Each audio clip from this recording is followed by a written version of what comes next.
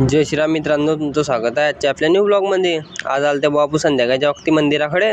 इकडे चालू होते आपल्या बॅनर चिटकोयने। बॅनर चिटकवायला दुसरं तर कोणी भेटलं नाही, पण आपल्याला चिटकवून दिला आहे ना डी। ये म्हणे तूच घे ना, तूच चिटकोय बॅनर। मग काय भाऊ, देवाचं काम आहे म्हटल्यावर आपण तर काही नाही म्हणताच नाही। मग काय घेतले बॅनर न दिले चिटकवून सण। हे बा कसे दिसताय बॅनर, सांगा मग कमेंट करून सण। झालं भाऊ बॅनर चिटकवून ना, आपल्याला जाणवतं आता दिंडीमध्ये। तुम्हाला तर माहीतच आहे की आपल्या गावामध्ये दर दशमीला दिंडी राहते। आले वो दिंडीच न पाहिलं तर इकडे आपल्या गावातल्या दिंडीतली संख्या कशी कमी होत चालली आहे वो।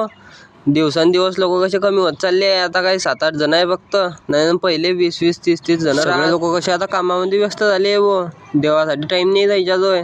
त्याला जाऊ द्या, आपलं काय जाते, देव पाहतोय बरोबर। मग काय भाऊ, अर्ध गाव फिरणं झालं ना, हर्षल भाऊन मृदून घेतलं, म्हटलं वायर मस्तच होते तुझं। मग काय भाऊ, आले मंदिरामध्ये आणि केली मग आरती। मग कशी वाटली मित्रांनो तुम्हाला आपल्या दशमीची दिंडी, ते सांगा कमेंट करून सांग।